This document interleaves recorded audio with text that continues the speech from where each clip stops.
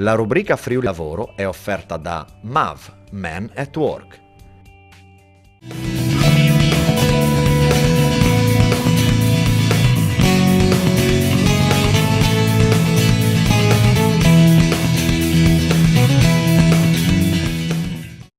Buonasera e ben ritrovati a un'altra puntata della rubrica Friuli Lavoro. Questa sera parleremo dei lavoratori disabili, in particolare il decreto legislativo 151/2015, in vigore dal 24 settembre 2015, ha modificato le regole del collocamento mirato dei lavoratori disabili contenuti nella legge 6899.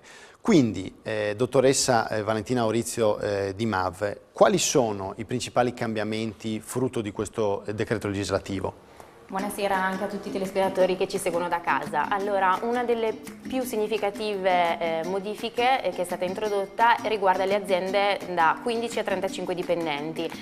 Rispetto alla precedente normativa, dal 1 gennaio 2018 le aziende che hanno in forza 15 lavoratori dovranno assumere un lavoratore disabile indipendentemente dal raggiungimento della 16ª unità, mentre in precedenza soltanto la 16ª assunzione faceva insorgere l'obbligo. Quindi questa è sicuramente una delle modifiche più innovative. Rimangono invece fermi gli altri criteri per la quota di riserva per le aziende invece che hanno da 36 a 50 dipendenti. Rimane fermo l'obbligo di assumere 2 lavoratori disabili, mentre nelle aziende che hanno da 51 dipendenti fino a 150 hanno l'obbligo di inserire lavoratori disabili in misura pari al 7% più un lavoratore appartenente alle categorie protette, e nelle aziende invece che hanno più di 151 dipendenti si ha l'obbligo di inserire il 7% dei lavoratori disabili e l'1% riservato alle categorie protette, ma queste sono le percentuali che già erano in vigore in precedenza.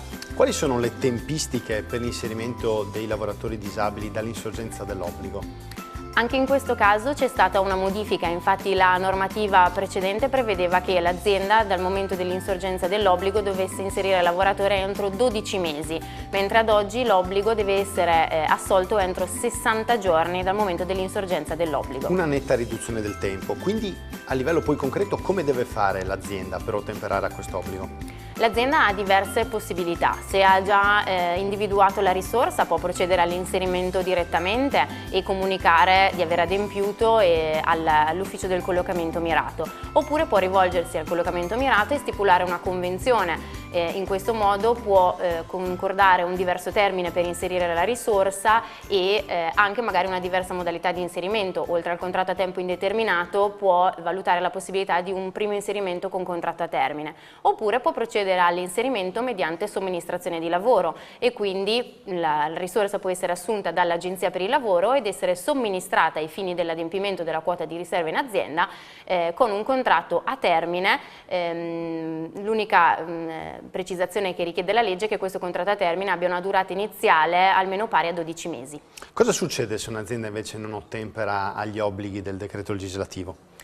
Se un'azienda non ottempera entro i termini, viene diffidata dal collocamento mirato a procedere, quindi a rimuovere l'illecito attraverso appunto una diffida ad adempiere. In questa diffida viene dato un congruo termine all'azienda per inserire una risorsa. Qualora l'azienda non dovesse adempiere alla diffida, allora il collocamento mirato procederà all'invio di un nominativo che l'azienda dovrà obbligatoriamente inserire. Ci sono degli incentivi per assumere lavoratori o lavoratrici disabili? Assolutamente sì, sono degli incentivi previsti da gennaio 2016 e sono rivolti a tutte le aziende che assumono lavoratori disabili, sia che siano soggette sia che non siano soggette all'obbligo di inserimento della quota di riserva. L'assunzione deve essere a tempo indeterminato e riguarda i lavoratori che hanno una percentuale di disabilità superiore al 79%, per la quale viene previsto un contributo pari al 70% della retribuzione lorda mensile e viene erogato per 36 mesi. È rivolto anche ai lavoratori disabili che hanno una percentuale di disabilità tra il 67 e il 79%. In questo caso il contributo, l'incentivo, è pari al 35% della retribuzione lorda mensile, viene erogato anche in questo caso per 3 anni. Mentre per quanto riguarda i lavoratori disabili con una percentuale di disabilità intellettiva o psichica superiore al 45%, l'incentivo viene erogato anche a fronte di un contratto a tempo determinato, purché sia di almeno 12 mesi, e l'incentivo in questo caso è pari al 70% della retribuzione lorda e viene erogato per 60 mesi.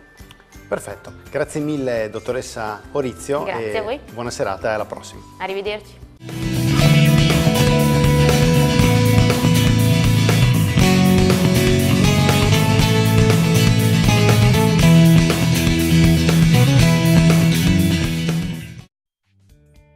La rubrica Friuli Lavoro è stata offerta da MAV, Men at Work.